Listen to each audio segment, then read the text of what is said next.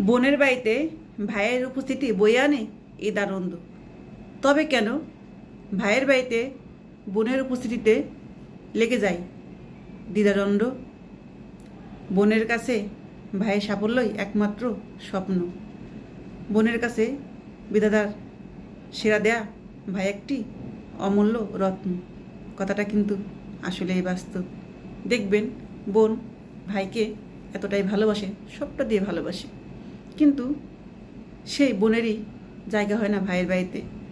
ভাইয়ের বাড়িতে যদি বোনটা যায় তখন ভাবির মুখের দিকে তাকানো যায় না। সে মনে করে বোঝা এসেছে, বিপদ এসেছে, মুখে আর তখন তাদের হাসি থাকে না। স্বামী স্ত্রীর মধ্যে ঝামেলা লেগে যায়, গ্যাঞ্জাম লেগে যায়। ওটা দেখে সে বোনটা সে বাড়িতে আর থাকতে চায় না। কারণ যেখানে যায় একটু শান্তির জন্য, হাসি খুশি থাকার জন্য, সেই বাড়িতে গিয়েই যদি দেখে ভাবির সাথে ভাইয়ের গ্যাঞ্জাম লেগেছে তার উপস্থিতিতে, তখন সেই মানুষটা কখনোই সে বাড়িতে আর থাকতে চায় না।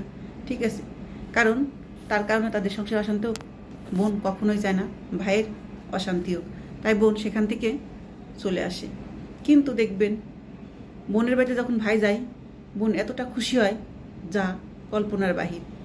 বোন আনন্দের সাথে সে ভোরে উঠে ভাইয়ের জন্য সব আয়োজন করে। ভাই কী কী খেতে পছন্দ করে, কি ভালোবাসে, সবটা করে, সবটা, কোনো কিছুর কমতি রাখে না। বাজারে বড় মাছটা এনে ভাইকে খাওয়ায় বোন। এটাই হলো বোনের ভালোবাসা ভাইয়ের প্রতি। ঠিক আছে, ভাই যাতে কষ্ট না করুক, জীবনে সাকসেসফুল হোক, বোন সেই স্বপ্নই দেখে। বোন কখনোই চায় না ভাই কখনো কষ্ট করুক, তার সংসারে অশান্তি লাগুক, কখনোই চায় না বোনরা।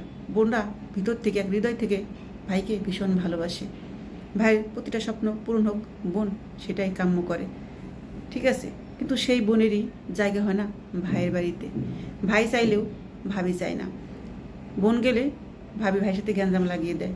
তাই সে অসহায় বোনটা সে তার যেতে চায় না। কারণ ভাইয়ের সাথে অশান্তি হোক, সেই বোনটা কখনোই চায় না।